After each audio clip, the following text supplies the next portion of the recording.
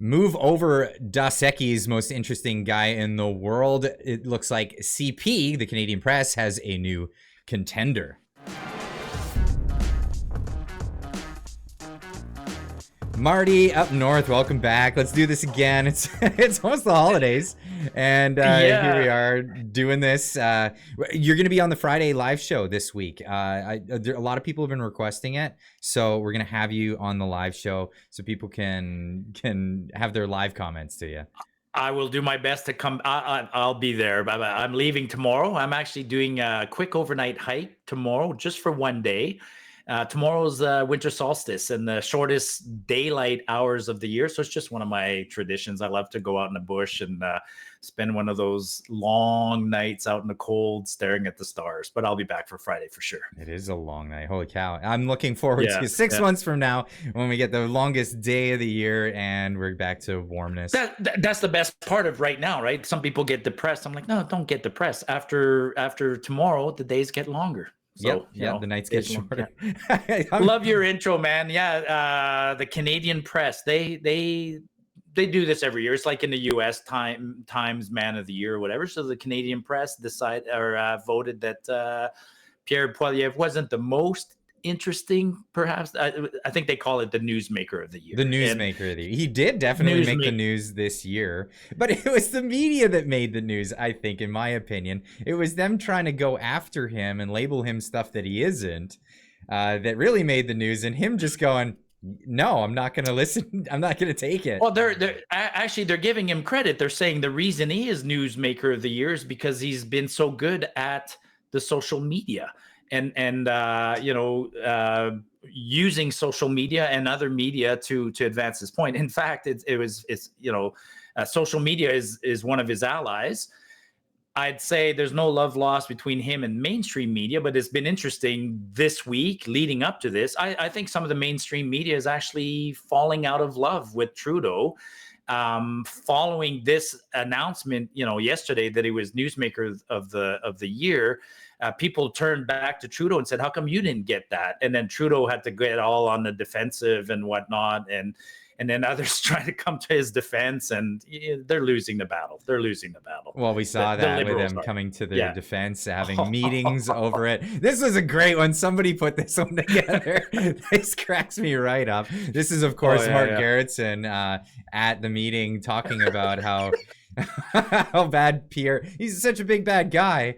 And he's hurt all the Liberals' feelings. They're having a hard time coping. That was a fun interview to watch. I mean, that's a this is a joke. This is I don't know what RPN stands for, but he's done these great clips like that.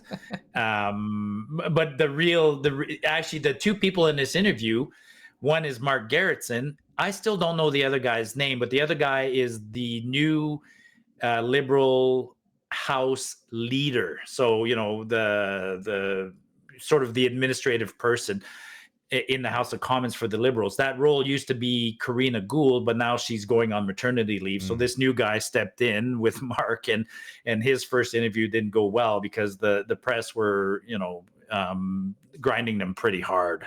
And they've fallen out of love. It's an amazing admission though, that they pick Pierre because he's so good with social media. It's an admission that people don't care about the news anymore. They care more about social media, and social media is what drives the news cycle. If you want to talk about news and you want to get to other people, you follow social media, and then you just essentially the news does exactly what we do. We take what's happening on social media and we put it in video form. We put it in a digestible form for other people to consume, and that's where the news is at. It's on social media. Yep. Yeah. Well, actually, just a funny thing.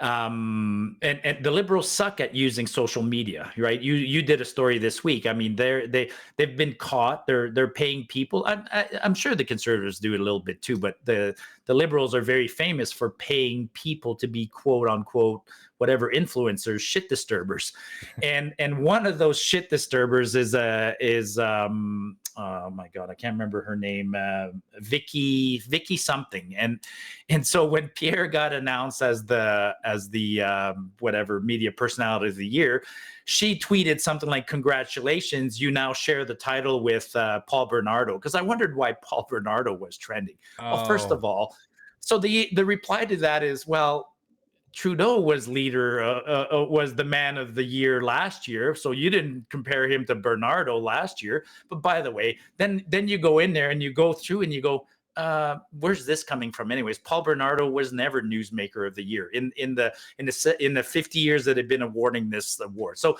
the Liberals are that desperate, you know. Wow. In fact, they're so desperate that when they do something like that, they get instantly called out, or as you and I refer to it, ratioed. I mean, they get ratioed hard. Yeah, they do. You know, well, and they have adverts like this is the best that they've got. You know, to you from Pierre Poilievre. Pierre's gift to everybody is more than 100 cuts to the middle class and services that go to the middle class. Well, why is it that the middle class should be getting services from the government? We should be able to survive on our own.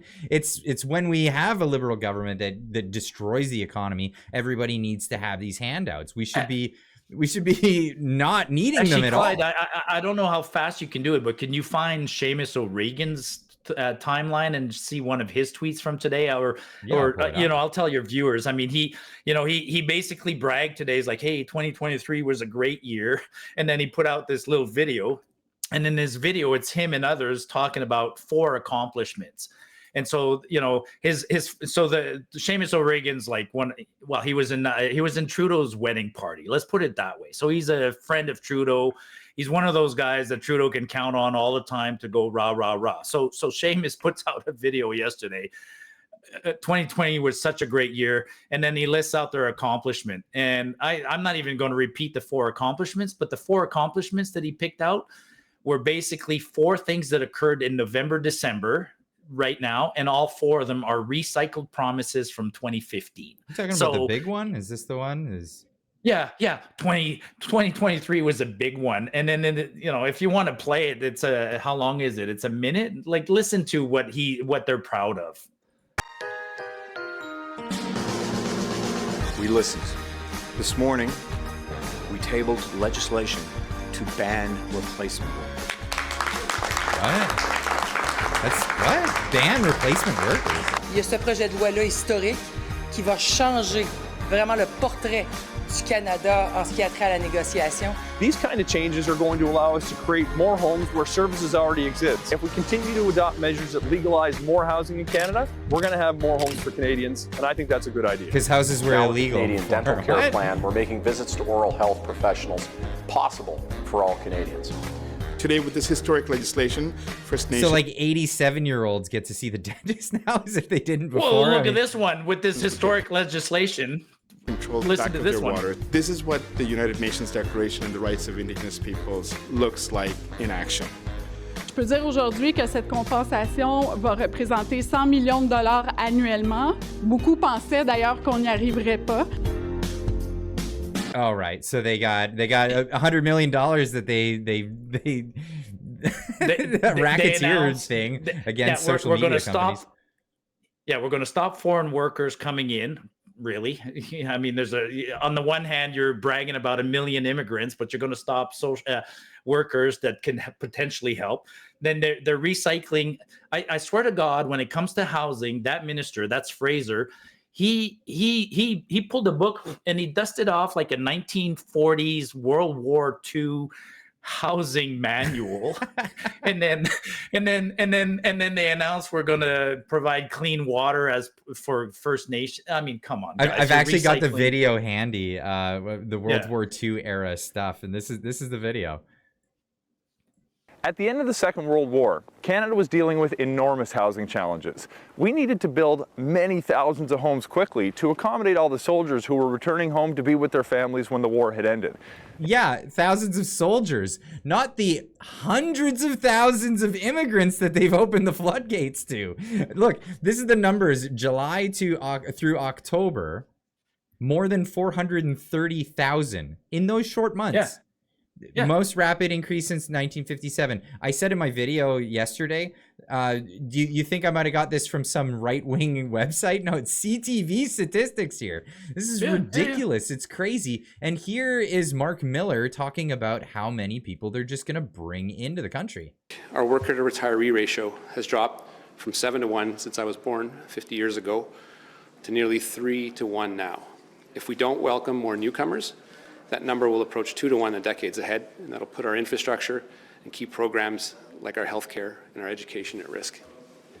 I'm pleased to share that Canada intends to maintain its target of welcoming 485,000 new permanent residents in 2024 and 500,000 in 2025. Starting in 2026, the number of newcomers we aim to welcome will stabilize at 500,000. That's 500,000 per year. Like, that's insane. A country with 40 million I think people. I think that 430 number, we've never had that. We've never hit 500,000 in one quarter or whatever the heck it was. Like, these are big numbers. I mean, a couple of things, like the Liberals don't have a plan, and they're all over the place, right? They're all over the place because, I mean, obviously you got Seamus 1 second going, oh, we're going to ban foreign workers. Then you got another guy who signs a deal with Korea to build a battery plant, doesn't read the fine print, and the plan says we're going to build an EV battery plant using Korean workers. and then you got this guy who says we're going to let in whatever 500,000 people, and then yesterday or today, the Bank of Canada issues or releases their inflation number for November. No change. Nobody talks about it, right? It's bad news because it didn't make the news. Inflation for the year year over year is still 3.1, so zero change from October. And then Tiff Macklin, he comes out. He's the governor of the Bank of Canada, and he gives a 30-minute speech. And I broke down that speech. I put little clips there if people want to go see some of them. But he makes he doesn't hide the fact that the bank is not happy with inflation. And he points to three things in particular. He says, food, or is that the one? I have. Yeah, you might as well play that one. Sure, it's only a minute long. Play that one. That's the opening of his speech. Looking ahead, I expect 2024 to be a year of transition. The effects of past interest rate increases will continue to work through the economy, restraining spending and limiting growth and employment. Yay, let's look forward to that. This is what's needed to take the remaining steam out of inflation. But this period of weakness will pave the way to a more balanced economy. We expect growth and jobs to be picking up later next year, and inflation will be getting close to the 2% target. Close. And once Governing Council is assured that we are clearly on a path back to price stability, we will be considering whether and when we can lower our policy interest rate. I know it's tempting to rush ahead to that discussion, but it's still too early to consider cutting our policy rate. Until we see evidence that we are clearly on a path back to 2% inflation, I expect Governing Council will continue to debate whether monetary policy is restrictive enough and how long it needs to remain restrictive to restore price stability. It's ridiculous. It's ridiculous. Guys like him are bound, right? Like, so it's like being the president of any company. He can't disclose stuff. He has to be extremely careful. That's the most telegraphing I've seen a guy like him do in a long time. He is bluntly saying, folks, because in that meeting, he's meeting with bankers in Toronto, who paid $1,000 each to go listen to him, and he's giving them the advice, and he's telling them, we're not out of here. Further on in that speech, he singles out three things. He clearly says inflation is still for food is 5%, for non-discretionary goods. So non-discretionary, like television's a discretionary good, but non-discretionary goods like household cleaners, materials that, whatever. There are things that we need. He's like, that's at 8%. And then he says housing. He throws a number for housing that is sky high for inflation. And then he goes on to say that housing is out of his control. He basically admits that they're going to jack up interest rates to try and help the housing market. But he says the housing market, he calls it like a structural problem. And the problem is simple. It's the supply and demand. There's not enough houses.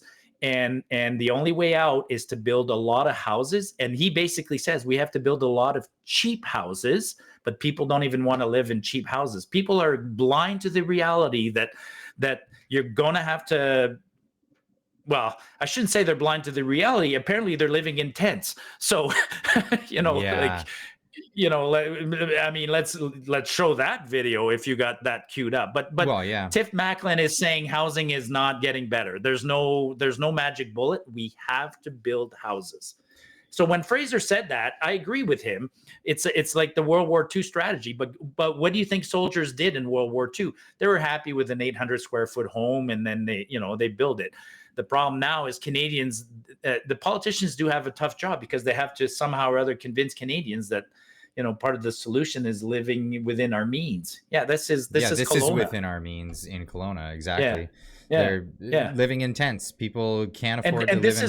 This is not a random tent city, because look at the blue porta potties and stuff like that. Mm-hmm. This is the city of Kelowna. You live close to there. How big is Kelowna? I don't even know how big Kelowna is. Kelowna's a ways away, but it's a fair size place. Yeah. So look at all the porta potties. So this is the city. What this is, it's a trail. It's an old railroad line. The railroad line was removed years ago, and it's supposed to be a multi-use path for walking and biking and stuff like that. Mm-hmm. But now they've used it as a de facto refugee camp, and the city went and set up porta potties and some infrastructure. This is not lawless but that's the state of Canada. And this is Ottawa. Show you? Just scroll. Yeah, this is Ottawa. Just scroll up real quick to my timeline, to my bio. Not just show my bio. Click on the. Okay. Yeah, look at this is a journalist in Edmonton. Look at the picture. Look at how classic affordable housing that picture for is. sale. Yeah, right in front of all those tents. Yeah, but now guess what Edmonton's doing this week? And it's a bit shameless. It's kind of shitty, but Edmonton is actually sent out a letter to social groups or whatever. They're going in there and they are going to bust 8 camps like this, and they're going to clear them out because. But why are they doing it now? Because the pressure, like the mayors and some of the others, are looking bad. So now this is socialism out of control, and the mayors are actually scared. So now they're going to push this out in the middle of winter. They're going to finally go move these people out, which is, I agree, they need to be moved. I feel sorry that they're going to be moved now, give them a break. But why are they being moved? Because the mayor failed. And when the mayor fails, what is he, and starts taking heat? What's his reaction? It's disgusting. It's just, welcome to Canada, man. Welcome to Canada. This is Trudeau's Canada in 2023. People living in tents. And people worked their tails off their whole lives, did all the right things. They got their education, they got a skill, they got whatever. And they saved their money. They did what they could. They were frugal with their stuff. And they just want a little slice of the pie, right? They just want a little slice of the pie. And they're looking at the prospects here in Canada. You're going to get a new style wartime house, a little bungalow, a mini house, a tiny little hole in the wall. That's really all that's being offered. And it's not even built yet. It's just the dream. No, it's not even built. And possibly coming down the road. And what's the Liberal logo or motto throughout all this? Moving forward, right? We're progressing forward. Sorry, folks, man. If we're dusting off 1944 policy manuals and building little houses like we did in 1944, we're not going forward. It's a valid solution. I'm happy they're doing it, but you don't bullshit me. It's a step it's a step back. It's very much a step back. And everybody needs to get used to the fact that Canada is less of a luxurious place anymore because of the policies and because of the situation that we put ourselves in. Yeah, we what people need to get mad is that this is predictable, right? You and I are talking about this week after week, and it's not like these are politicians. I mean, God, I'd love, me, I love data, right? I'd love to have all the data that they have access to. This is not rocket science. If you're an MP sitting in a House of Commons, you can turn to somebody and say, hey, Bob, I'd like to see the growth projections for this country. And some guy who there's millions of clerks who do this all day long. He'll say, here you go, boss. Here's the population growth projections. And then you look at that and then you go, oh, okay, let me see the housing projections. And then you go, well, you're projecting growth, but not housing. I see a problem. And these problems are predictable like years in advance. I mean, in industry, my job, I used to get paid pretty good bucks. What did I get paid for? To look not in my crystal ball. You don't need a crystal ball. You just look at data and do some projections and go, hey, the way we're going to be in trouble next year. So, and I mean, we're going to shift. But it's on the same topic. Like this whole shit show's going on. And then you got a guy like Guilbeault. What does he announce today? We're going to limit we're going to disallow you. We're going to limit the kind of car you can buy. You can only buy an electric vehicle. And I'm like, holy shit, dude. Again, pull out your crystal ball, man. Well, like, I definitely want to get into that, but I wanted to talk about a phenomena that's happening in Canada right now. And that's the fact that Canadians are looking elsewhere. They're looking elsewhere. Productive Canadians, people who build businesses, people who make jobs for other people. Young university grads who finish school, they're not staying. They're leaving. They're looking at it and they're looking at it like, okay, this is just why would I fight this uphill battle when I can just bail, go somewhere else that's way more hospitable? And we're seeing it happen in real time. Here's Better Dwelling saying Canadians flee the country in the fourth highest volume in 73 years. This is where we're at with it. They have statistics, the trends, where it was going and where it's spiking now. And here is Canadians are fleeing at an unusually rapid rate. Canada is set to have a banger of a year when it comes to resident outflows, where there were 74,017 immigrants. This is people leaving the country, citizens leaving the country, year to date. This is in the third quarter, already hitting 79% of the total last year. The final quarter of 2023 can come in lower than the previous 2 years and still point to one of the biggest years ever for outflows. This is just where we're at in Canada. Does it say where they're going? Any idea what? I suspect the U.S. is still a pretty common destination. U.S. is a common destination. Places like Florida, they don't get much into that in this particular article. I never heard of that when I was growing up, right? Never heard of emigration. I mean, it's barely a word in my language because we're a country of immigrants. That's right. Now we live in an era where people, there still are more immigrants than there are immigrants in this country. Sure. That's for sure. But that's, I mean, yeah, that's a tough one to even quantify that. I mean, when you have this is what they refer to as brain drain in other countries. In the third world, they suffer from brain drain when people who are the ones that are actually the ones that are creating businesses and creating wealth and growth and all of that. They leave, and then what are we left with? It really reminds me of the book Atlas Shrugged, Ayn Rand's book. I don't know if you've ever read it, but the whole premise of the story of that book is, what if all the tycoons, all the people that held up the world, Atlas, were to just let go and take off, let it fall? And then it's an easier reality than in the past. Leaving, people say, "Oh, you'll never leave." I mean, you're telling me and we're two individuals that are the wrong people, because I know you've moved, I've moved. I mean, I moved 4,000 miles to come settle here, so I'm not afraid of moving. Mm-hmm. And a lot of people are not afraid to move, apparently. So in fact, I had coffee about a month ago with a young man that I used to work with, who just wanted some advice, and that was basically what he was asking me. He's a landed immigrant from India with an engineering degree, speaks English. So we attracted him here, worked with him, and that's what he said. He's like, "Marty, I'm thinking of going back." And we just bounced ideas, but his reasoning was basically he's middle class in India, and he thought coming to Canada would make him upper class. And he's like, "I'm not upper class. I'm not even middle class in Canada. I'm falling to lower class." So he'd rather go back to India. I told him, I said that. We're think all you should. falling to lower class. I mean, the only middle class that's left are, you know, the boomer generation that own their houses outright, and the only dream of owning a house in Canada, realistically, is to have one handed down to you. That's I mean, it's sad to say, but I did better than my parents. My dad definitely did better than his father. I know for a fact I don't think my kids will do as well as me, and it's not for lack of effort. I mean, they've gone to school, they're graduating, they're getting good jobs. But my boy I had my first house when I was 24 years old. I owned a house when I was 20. Didn't own it outright, but I was able to buy a house when I was 24. Mm-hmm. And I have a son who's over 24, and it'll be years. Even with my help, it will be years before he can buy a house. So, it's a sad. Speaking of not having.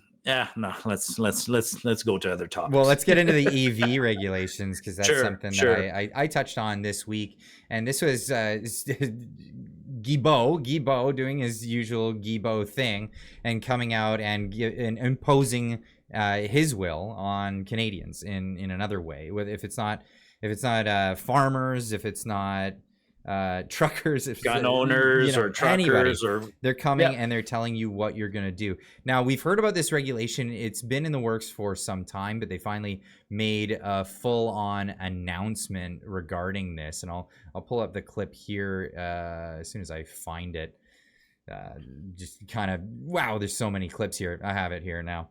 But Stephen Guilbeault announcing that after 2035, there will be no selling of anything that's not an EV, or now it's a hybrid. So this is a concession that they're making on this.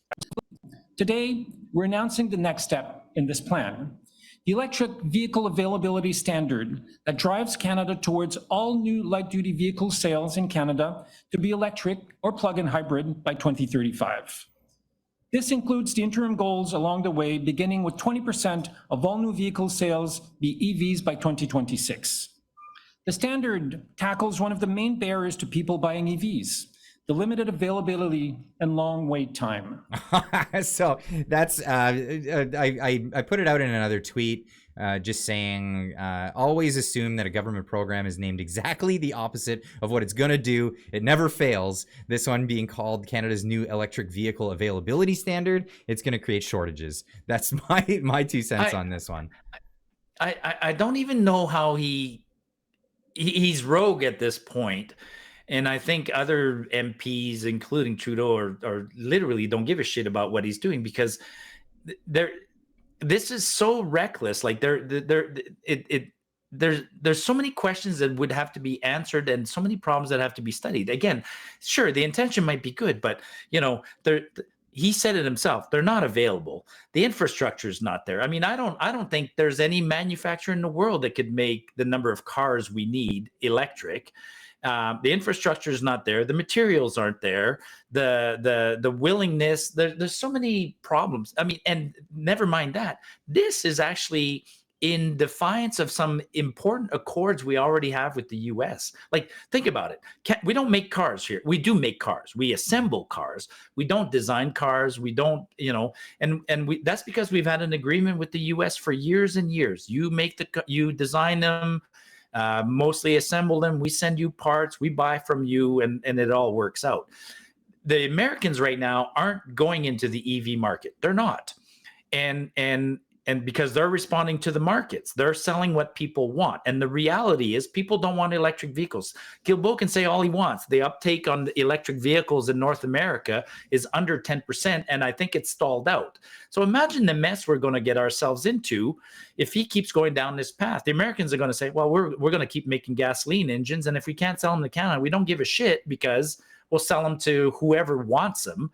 But in fact, they do have an agreement, and the agreement says the Americans are allowed to sell us gasoline cars. So it's a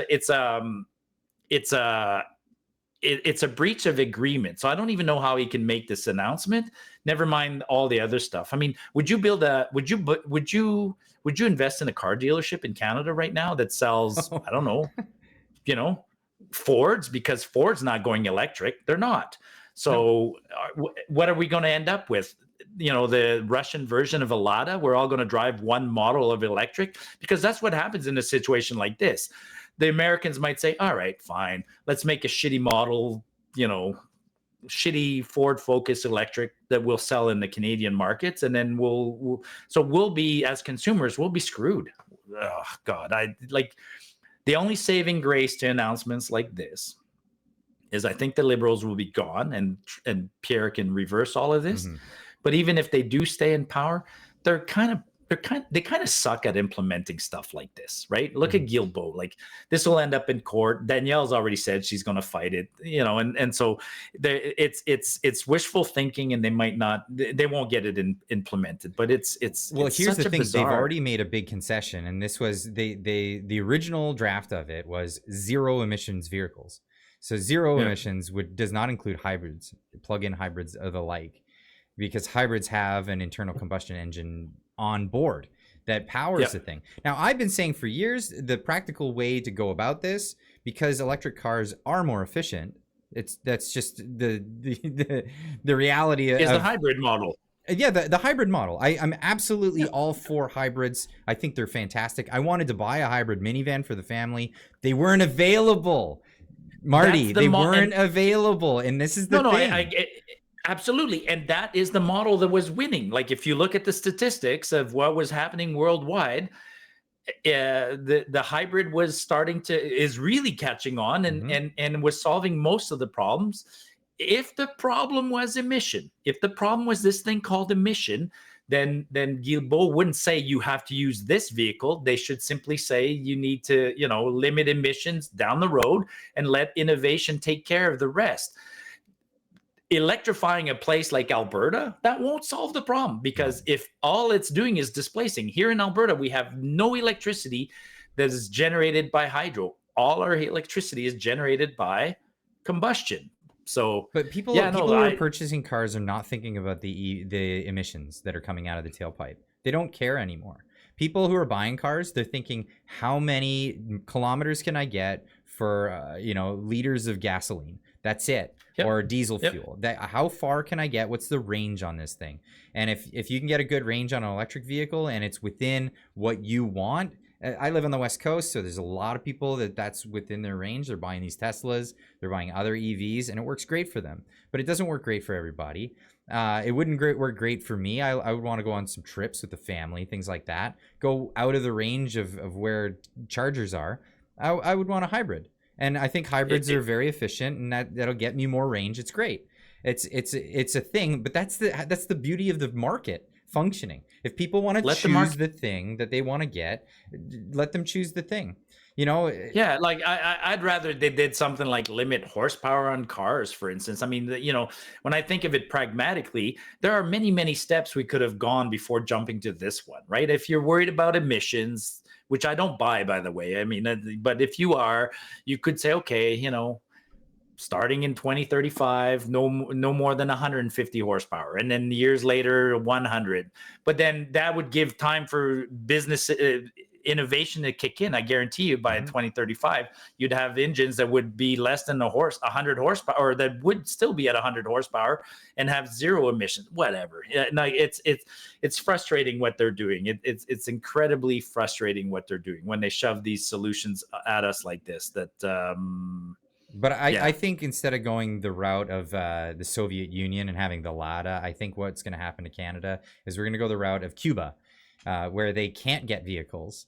They're just not available. So what they have to do is take the vehicles that they have and continually rebuild them to the best of their ability with the parts that they can get, because there's trade restrictions and there are all of these other barriers for them. And this is, it's good work for me. I'm a mechanic. It's going to keep me employed. But just watch the used car market as this comes closer and closer to implementation. If it doesn't get squashed by the conservatives when they get in, this is going to increase the price of used vehicles, and just economic activity will slow right down massively in this country. Bingo. Exactly. I mean,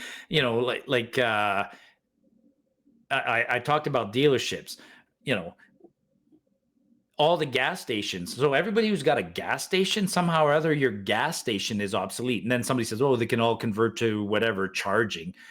God, that's another thing, right? The government says, oh, we'll don't worry, there'll be enough charging stations by 2030 when these standards come in. That's only, you know, between you and me, man, that's 6 years away from now. And what do we build in 6 years nowadays? I live in a city where the ring road around Calgary took like 40 years to finally build. And so do I trust the government to suddenly go install charging stations? So then they go, oh, well, the private sector will do it. Well, no, the private sector doesn't want to do it because they don't see value in it. Oh, we'll subsidize the private sector. Holy shit. Now we're back to, by the way, they give the example. I think Gilbo even gives the example that, well, Norway is doing it because apparently 25% of new cars sold in Norway were electric or hybrids or whatever. But then when you dig down, you realize that everybody in Norway has 2 cars. So the new trend in Norway is you have your EV that you bought because of these huge subsidies, and it's a fun little car and you get the latest technology and it accelerates great, but then you got your gas car behind the scene for your real day-to-day stuff. So the Norway is not solving a problem with the EVs. They're just, well, they're giving people money to buy EVs, and it looks good. People don't realize the stress on the actual infrastructure, the electrical infrastructure that this causes. There's a tweet that went out with a video of this guy who actually lays it out. He's talking about exactly what kind of stress it causes. I am just doing a quick little video here just to give people an idea of how much energy it takes to charge an electric vehicle. I'm at Electrify America. This is a 350 kilowatt station. I'm consuming roughly 137 kilowatts. It'll fluctuate. Sometimes I can go up to the full 350. But to put this into perspective, that's a lot. An average home consumes 1.25 kilowatts per hour. 135 kilowatts per hour. It's like the equivalent of 106 homes on the grid, just this one station. Yep. Now, if I was going to get the full 350 kilowatts like these can supply, that would be the equivalent of 280 homes. Now, think about all 6 chargers running at full capacity. That's like 1,080 homes on the grid. Just a little food for thought. It's things... People don't realize the amount. And anybody can do what he's done. Like I do this on Twitter. I show people, I take pictures of my power bill and I put it on the video on Twitter, and I just highlight to people. I go, look, he's telling the truth. Here's my power bill for last month, and it's 120 kilowatts for the entire month. So if I do that, times 12, and people say, well, it's winter. Fuck it. Multiply by 150. I don't give a shit. I use 12,000 kilowatts in a year. That guy's just said 130 in an hour to charge a car. That's insane. Like it's the math doesn't lie. The math doesn't lie. And then the average house in Alberta, it's not in Canada, it's not in the building code specifically, but it almost is. The service for a house is 100 watts. That's it. Sorry, not 100 watts, 100 amps. A household service, a typical house is built to 100 amps. So if you throw in a charger in the corner that's consuming 60 amps, everything in the rest of your house is just going to blow unless you bring in, or unless you disconnect outside at the main box and then find the 2 wires and then connect directly to the 240 and spend 10,000 bucks. And sure, you can do it. But if I do it, he does it, and my other neighbor does it, and 3 of us put a supercharger on the street. I mean, you and I joke, right? Well, before the podcast tonight, I had to tell everybody, right? It's not happening. Everybody log off because you're using too much internet bandwidth. Next year, I'm going to be like, hey, Frank, do you mind turning off your charger right now? Because I can't cook my craft dinner. Like, that's only 200 grams of, right? Yeah. Yeah. So, but that's the thing. So even where I live in a townhouse complex. And there was a memo that went out because somebody put a hot tub in their backyard and it was too much for the grid for the townhouse complex. And that's a hot tub. That's a hot tub. One hot tub in 90 residences. And that was stressing the grid. What do you think is going to happen with these chargers? And how mad is the condo owner going to be when the condo association passes a bylaw that says you can't park a Tesla underground anyways because they're too dangerous, right? So your charger, everybody will have the extension cords hanging from their balcony running to the street. And by the way, in Calgary here in Alberta, you don't want to run an extension cord because they get stolen all the time because there's a little bit of copper in there, and then the guys resell the extension cords for $2 somewhere so they can get a hit. I mean, This world's crazy. This world's crazy. It is crazy because people think that the magic pixies that come out of the wall socket.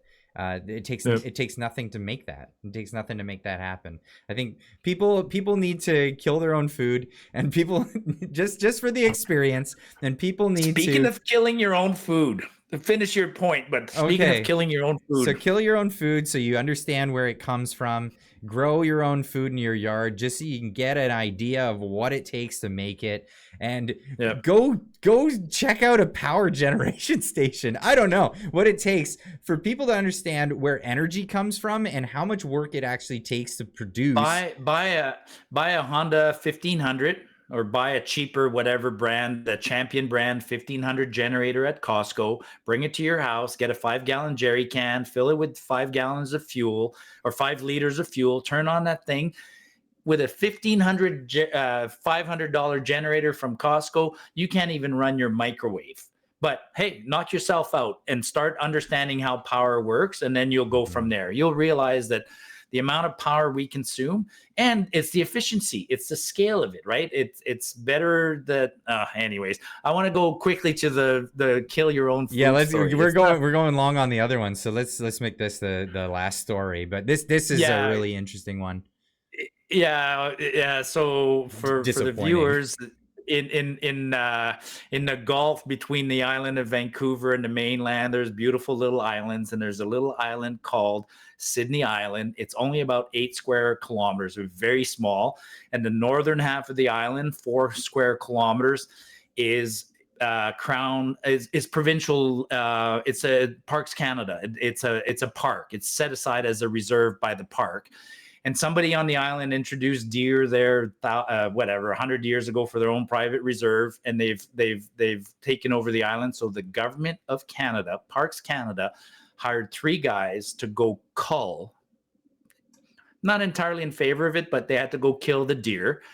They could have hired guys like me to do it. The government spent $880,000 on 3 guys to kill 84 deer.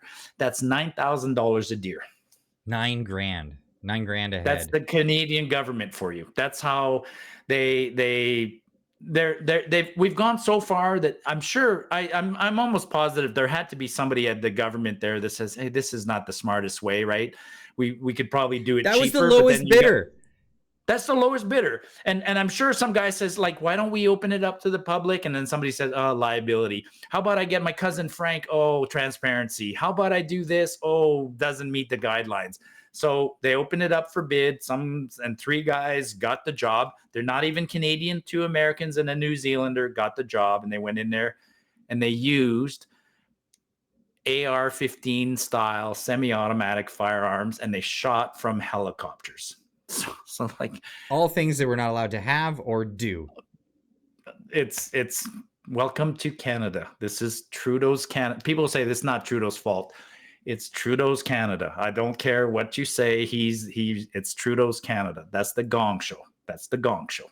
It is a Gong Show. It is a Gong Show. And it's a Gong Show. You're lucky, man. You got the right skills, and when you come across an old truck with a good old fashioned ignition coils and points, and you got a distributor and you got a carburetor. If you get an old truck with a carburetor, my friend, do not sell that truck. Do not sell that truck. Yeah, we don't tune carburetors anymore. They don't even teach it in school. I do know. Yeah. I do know my way around a carburetor, though. I know how they work. Because they're going to be precious.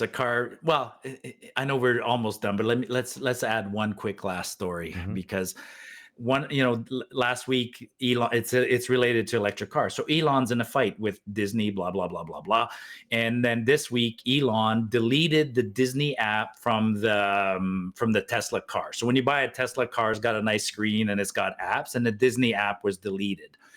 And And people were upset about that. I'm like, if you're upset about the app being deleted, you're missing the whole point. The whole point is he can delete apps instantly off the computer. He can limit the computer to a certain mileage. He can freaking, if Elon wants and you give him enough and the government allows him with that electric car, he can drive that car back home. You skip a payment on that Tesla, he'll drive that car right back home, or he'll park it.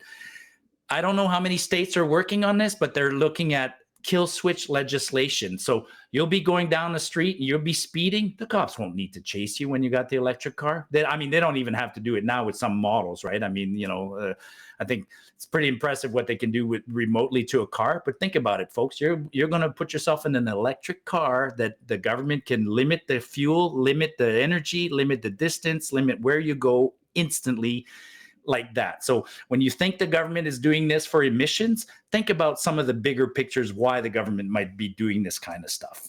Like, that's my parting words, like could it happen in Canada? Yeah. The gun grab. Yeah, it's a don't tread on me type situation. Why do you want to have so much Marty, control you're over just my a conspiracy. device? Yeah, you're just a conspiracy theorist, Marty. Yeah, right. Okay.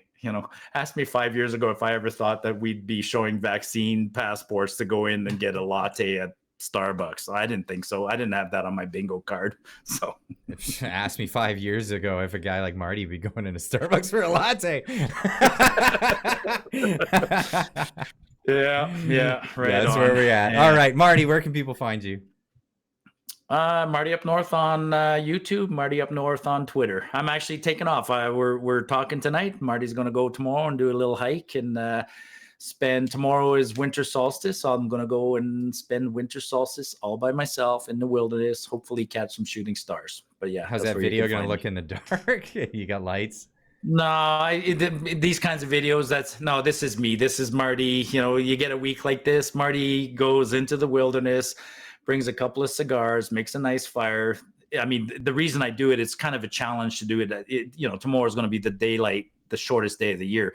The sun goes down at 4 and doesn't get up until 9 where I live. So I'll be in the dark and there's no videoing. There's nothing. It's just me smoking a cigar, looking at the stars. All right. But all your videos are up there, and link will be in the description down below. You can go check out Marty's adventures in the wilderness and also Marty's adventures on social media and commenting hourly. And we'll see and we'll see everybody. We'll see each other on Friday, right? I'm going tomorrow. I'll be back on Friday. We're doing your live stream on Friday, so you got me on your live stream on Friday. Yeah, awesome. Tune in at 9:30 Eastern. That's 6:30 Pacific. Cheers, folks. All right.